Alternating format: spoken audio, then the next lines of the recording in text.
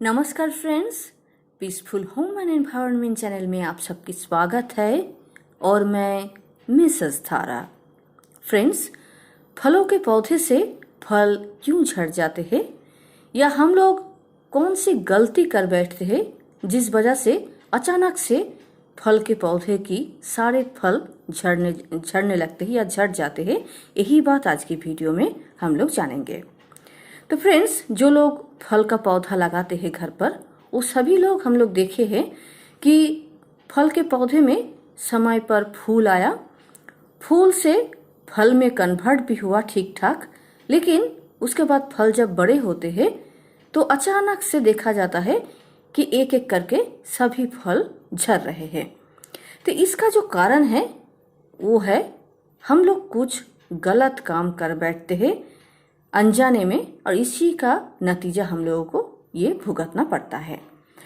तो फल झड़ने की कारण क्या है ये तो हम लोग जानेंगे ही। उसके साथ साथ आज की वीडियो में फल के पौधे में किस तरह से फर्टिलाइजर प्रयोग करना है ये भी जान लेंगे। तो सबसे पहले हम लोग फर्टिलाइजर प्रयोग करने की तरीका या नियम क्या है ये जान लेते हैं। तो फ्रेंड्स, हम लोग नर्सरी से जब एक फल का पौधा खरीद के ला रहे हैं और उसको जब रिपोर्ट करेंगे तब बहुत ज़्यादा फर्टिलाइज़र प्रयोग नहीं करना है। गमले में जितना भी मिट्टी आप भरेंगे उसका 3 पार्ट मिट्टी होगी और 1 पार्ट कंपोस्ट होगी।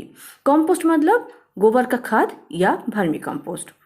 ऐसे लेंगे मिट्टी और गोबर की खाद या वर्मी कंपोस्ट, और उसके साथ 1 चम्मच बोन मील, 1 चम्मच नीम की खली और जियार दाना जो हम लोग लेते हैं, जियार दाना या ग्रैन्यूल जो हम लोग यूज़ करते हैं मिट्टी में, वो भी 1 चम्मच आप ले सकते हैं।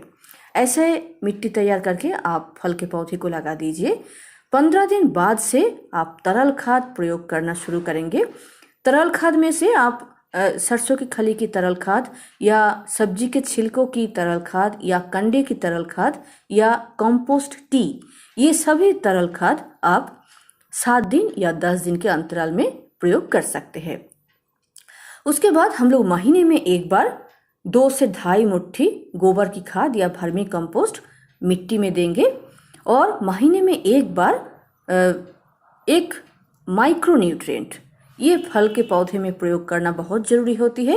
माइक्रो न्यूट्रिएंट की कमी हो तो फल बहुत ज़्यादा झड़ते हैं, इसलिए महीने में एक बार एक माइक्रो न्यूट्रिएंट देंगे। और बोरान प्रयोग करना भी जरूरी होती है, लेकिन बोरान कब प्रयोग करना है, कैसे प्रयोग करना है, कितना प्रयोग करना है, ये अलग से मैं वीडियो बनाऊंगी, क्योंकि एक साथ ये सब बोलेंगे तो जो न्यू कमर है, न्यू गार्डनर है, वो सभी लोग गड़बड़ कर बैठेंगे, समझने में मुश्किल होगी। इसलिए बोरान की वीडियो हम अलग से बनाएंगे। बोरान भी पौधे में प्रयोग करना जरूरी होती है, लेकिन वो अलग से हम बोलेंगे।